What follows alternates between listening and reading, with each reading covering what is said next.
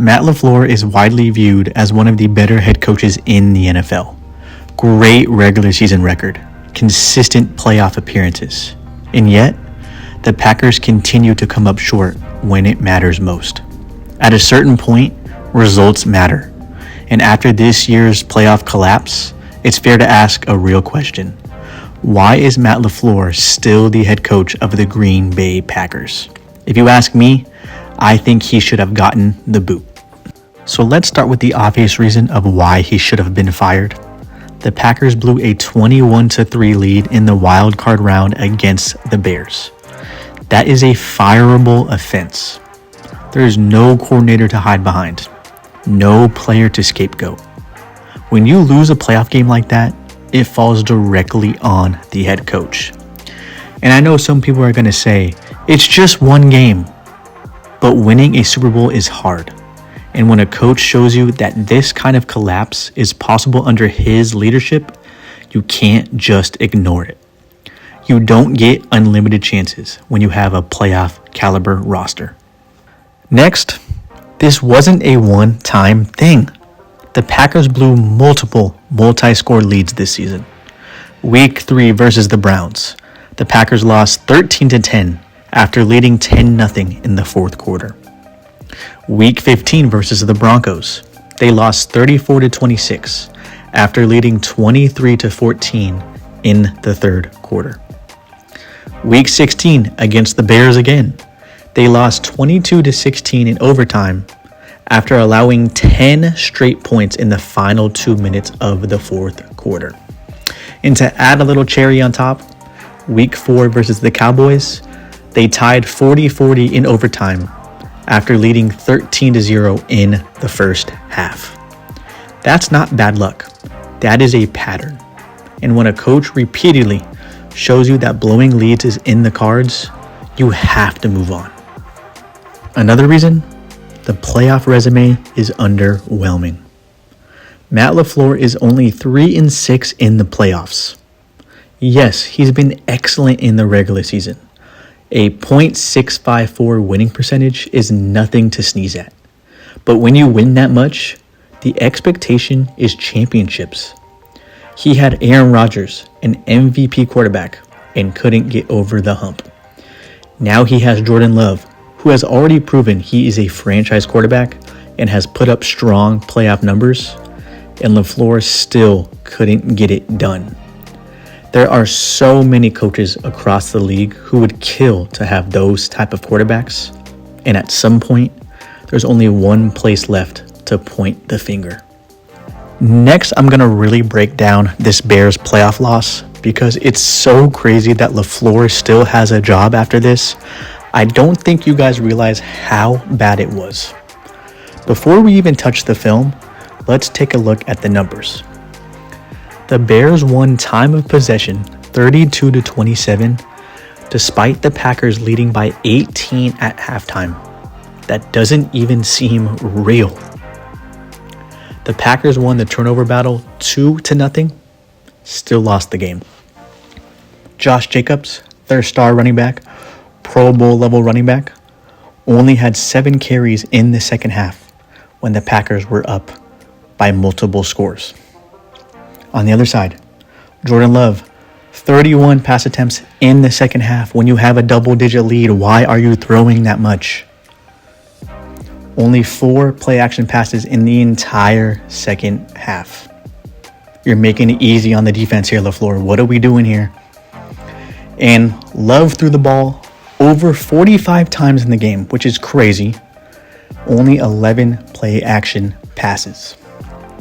If you knew nothing about Matt LaFleur, no regular season success, no reputation, and you only saw these stats, you would say this coach should be fired immediately.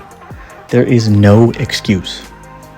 So I couldn't just look at stats, I had to watch the film as well, but after I did, the film backs up everything. Let's start with the run game mismanagement. Before I start shitting on LaFleur, I want to be fair. I will say the offensive line did not block well.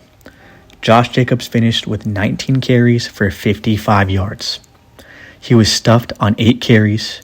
He was under 5 yards on 12 carries. And he only had one run over 10 yards. He was basically getting hit in the backfield all game. Because of that, I can't put all the blame on LaFleur. However, he is the play caller, and he deserves blame for sure. LaFleur made 0 adjustments. No outside runs, no extra blockers, no heavy personnel, just no creativity. He just kept slamming Jacobs into a brick wall while holding a multi-score lead. And because of that, the Packers couldn't drain the clock. That's on LaFleur as the head coach and the play caller. Now we gotta go to the other side of the offense and talk about the collapse of the passing game. The Packers offense in the first half was elite. Everything was going right for them. Jordan Love had 3 touchdowns by half. But the rest of the game, they only scored 6 points. Like I mentioned earlier, Love had 31 pass attempts in the second half. That's a problem in itself. You shouldn't be throwing that much with a double-digit lead, but that's besides the point. The Packers still could have easily won the game, even with the lack of running game. All it would have taken was smart play calling and game sense by LaFleur.